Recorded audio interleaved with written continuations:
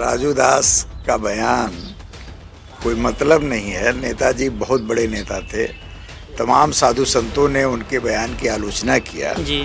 और कहा मुलायम सिंह के ऊपर टिप्पणी करना यह अपमानजनक और अफसोस पूर्ण है और ऐसे नेता को, इस महान नेता के ऊपर इस तरह की बातें नहीं करनी चाहिए।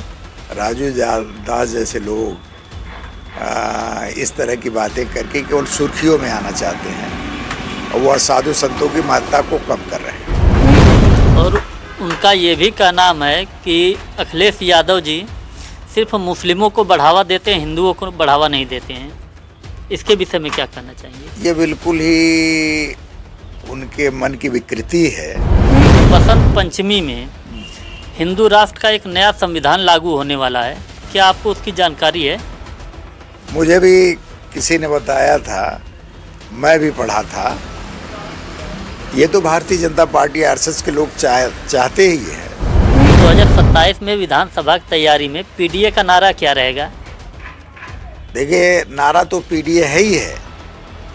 हमारा प्रयास ये होगा कि 2027 में पीडीए के सभी लोग मिलकर के जो फासिस्टवादी और मनुस्मृति का राज लाने की बात करने वाली भारतीय जनता पार्टी है, उसको मिल करके जवाब दे करके उसको हटा करके ही देश में हम गरीबों का राज कायम कर सकते हैं, गरीबों की भलाई कर सकते हैं। नमस्कार, मैं हूं अशोक गौतम, आप देख रहे हैं नेशनल टाइम्स 24 न्यूज़। आज हम मौजूद हैं सपा के जिलाध्यक्ष हवलदार जी के निवास पे।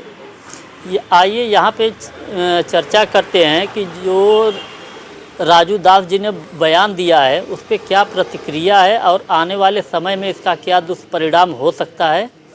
आइए बातचीत करते हैं। सर, महंत राजू दास जी ने जो बयान दिया है नेताजी के खिलाफ आपत्तिजनक टिप्पणी की है, उस पर क्या कहना है आपका? देखिए, साधुओं में भी तमाम ऐसे लोग होते हैं जिनके ऊपर मुकदमे हो जाते हैं, जो अपराधी बन जाते हैं, अपराध करते हैं, पुलिस की पकड़ में ना आने के लिए कभी कभार साधु बन जाते हैं। तो इस तरह के साधुओं के बयान इसी तरह के आएंगे। राजू दास भी कोई इस तरह के व्यक्ति नहीं हैं जिनके बयान का बड़ा महत्व है। वो राजू दास निश्चित तौर पर जैसी संगत वैसा काम कर रहे हैं। राजू दास जी के बयान से हमारे मिल्कीपुर जो चुनाव हो रहा है उस पर कुछ परिणाम गलत साबित हो सकते हैं कि उस पर कोई असर नहीं पड़ेगा। जी। राजू दास का बयान कोई मतलब नहीं है। नेताजी बहुत बड़े नेता थे। तमाम साधु संतों ने उनके बयान की आलोचना किया जी। और कहा मुलायम सिंह के ऊपर टिप्पणी करना यह अपमानजनक और अफसोस पूर्ण है और ऐसे नेता को, इस महान नेता के ऊपर इस तरह की बातें नहीं करनी चाहिए। राजू दास जैसे लोग इस तरह की बातें करके केवल सुर्खियों में आना चाहते हैं और वह साधु संतों की महत्ता को कम कर रहे हैं। और उनका ये भी कहना है कि अखिलेश यादव जी सिर्फ मुस्लिमों को बढ़ावा देते हैं, हिंदुओं को बढ़ावा नहीं देते हैं। इसके विषय में क्या कहना चाहेंगे? ये बिल्कुल ही उनके मन की विकृति है। अखिलेश यादव या देश का कोई भी नेता भारतीय जनता पार्टी को छोड़ करके पूरे देश के, चाहे हिंदू हो, चाहे मुस्लिम हो, चाहे सिख, ईसाई, बौद्धिस्ट, सभी लोगों का यह देश है और सबको लेकर चलने का प्रयास हमारे संविधान में व्यवस्था की गई है। डॉक्टर अंबेडकर साहब ने जो संविधान बनाया है वो सभी धर्मों का सम्मान करने के लिए, सभी लोगों को सामाजिक, राजनीतिक, आर्थिक आज़ादी देने के लिए, बोलने की, अभिव्यक्ति की आज़ादी का भी संविधान में व्यवस्था है। तो ऐसे में राजू दास जी का बयान या अन्य लोगों का जो बयान है कोई मतलब नहीं है। एक और मामला आ रहा है प्रयागराज से ही वहाँ पे एक प्रतिष्ठित अखबार में ये छपा हुआ था कि बसंत पंचमी में हिंदू राष्ट्र का एक नया संविधान लागू होने वाला है। क्या आपको उसकी जानकारी है? मुझे भी किसी ने बताया था, मैं भी पढ़ा था।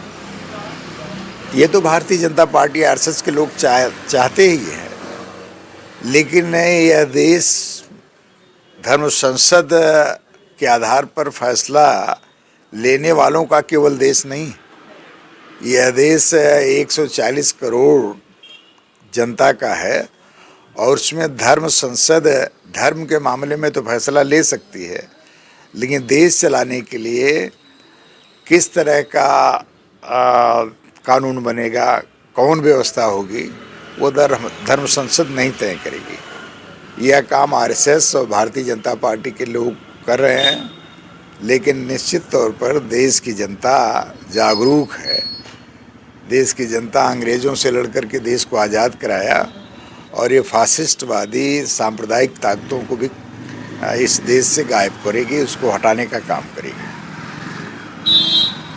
ये जो नया संविधान आने वाला है, अगर ये मान लीजिए नया संविधान आ जाता है, तो क्या हमारे देश में इतने जो महापुरुष का बलिदान था वो किस स्तर पे जाएगा? देखिए, जो भारतीय जनता पार्टी और आरएसएस के लोग जिस संविधान की चर्चा करते हैं, वह संविधान सदियों से गरीबों, पिछड़ों, दलितों, अक़लियत के लोगों का शोषण करता आया है और उस संविधान से समाज का भला होने वाला नहीं है। उस संविधान से चंद जो लोग अमीर हैं, सामंती हैं, पूंजीपति हैं, उन्हीं लोगों का भला होता है। उससे गरीब का और किसान का, मजदूर का कोई भला होने वाला नहीं है। इस देश में 90% जनता गरीब है, पिछड़ी है, दलित है, शोषित है, अक़लियत के लोग हैं। जब तक सबको लेकर के सबके हित में कोई कानून नहीं बनेगा, संविधान नहीं बनेगा, तब तक देश का भला नहीं होगा। और जो ये संविधान की चर्चा कर रहे हैं, वो संविधान इनका नाकाम होगा। बाबा भीमराव अम्बेडकर, डॉक्टर लोहिया, महात्मा गांधी, सरदार पटेल, शहीद आजम भगत सिंह लोगों जैसे तमाम लोगों ने कुर्बानियाँ दिया है। सामाजिक के क्षेत्र में जहाँ पर तमाम महापुरुषों ने संघर्ष किया और सामाजिक परिवर्तन की लड़ाई लड़ा है, जिसके आधार पर बाबा साहब को संविधान बनाने का अधिकार मिला था। निश्चित तौर पर जब उस संविधान की उपेक्षा होगी या उस संविधान को बदलने की बात आएगी, तो इस देश की जनता इसको बर्दाश्त नहीं करेगी, इसका डटकर मुकाबला करेगी और ऐसी सरकारों को हटाने का काम करेगी। आखिरी सवाल एक है, 2027 में विधानसभा की तैयारी में पीडीए का नारा क्या रहेगा? देखिए, नारा तो पीडीए है ही है। हमारा प्रयास ये होगा कि 2027 में पीडीए के सभी लोग मिलकर के जो फासिस्टवादी और मनुस्मृति का राज लाने की बात करने वाली भारतीय जनता पार्टी है, उसको मिल करके जवाब दे करके उसको हटा करके ही देश में हम गरीबों का राज कायम कर सकते हैं, गरीबों की भलाई कर सकते हैं।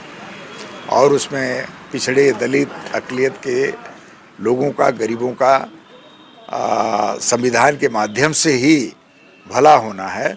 और इसी कारण माननीय अखिलेश यादव जी ने पीडीए के लोगों को संगठित करने के लिए पीडीए बनाया है, पीडीए का नारा दिया है और पीडीए ही भारतीय जनता पार्टी को हटाने का काम करेगा। आप देख रहे थे नेशनल टाइम्स 24 न्यूज़। मैं अशोक गौतम। आगे मिलते रहेंगे। धन्यवाद।